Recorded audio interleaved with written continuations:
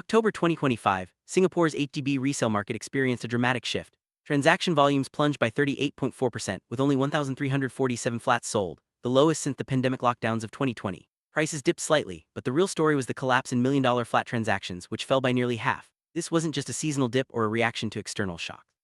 Instead, it signaled deeper structural issues within Singapore's housing model. Buyers, especially younger ones, found resale prices increasingly unaffordable and began to prefer built-to-order BTO flats despite longer waiting times. Others shifted their focus to private condominiums, seeking better long-term value. Sellers, meanwhile, faced the reality of flats sitting unsold for months, revealing cracks in liquidity and citizen confidence.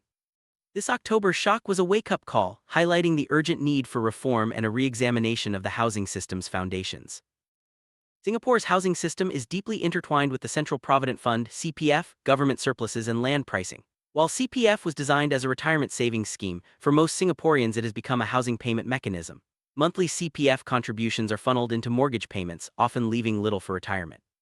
HDB flats are priced not just on construction costs but on imputed land values, land sold by the government to itself at market rates. This inflates costs and generates fiscal surpluses, but at the expense of affordability. Many retirees who use CPF extensively for housing now find themselves with insufficient savings, especially as resale demand collapses.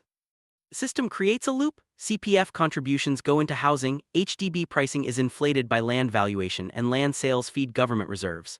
This cycle locks citizens into debt and erodes retirement adequacy, making housing a fiscal lever rather than a social good.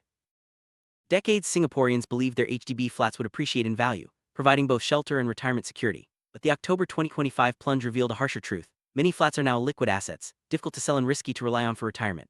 Liquidity, or the ability to sell an asset easily, is no longer guaranteed.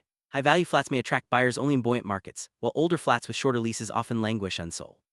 This liquidity trap erodes citizen empowerment. Families can't upgrade or downsize, retirees can't monetize their homes, and confidence in housing as a secure asset fades. Policy rigidity such as lease decay and resale restrictions reinforces this trap. The result is a generational divide. Older owners face asset deflation while younger Singaporeans delay homeownership. Without reform, housing risks becoming a source of disempowerment rather than security. Singapore now stands at a critical crossroads. The October 2025 plunge was not just a market anomaly, it was a warning of systemic fragility. If current policies persist, the future could be marked by unaffordability, illiquidity, and widening generational divides. Younger Singaporeans may find themselves priced out of homeownership, while older owners struggle to sell their flats and secure retirement. Erosion of trust in housing as a secure asset threatens both economic stability and social cohesion. However, there is hope. A reform roadmap prioritizing transparency, decoupling CPF from housing debt, and treating housing as a social good can restore affordability, liquidity, and citizen empowerment. The choice is stark: continue using housing as a fiscal instrument, or transform it into a foundation for democracy and national progress.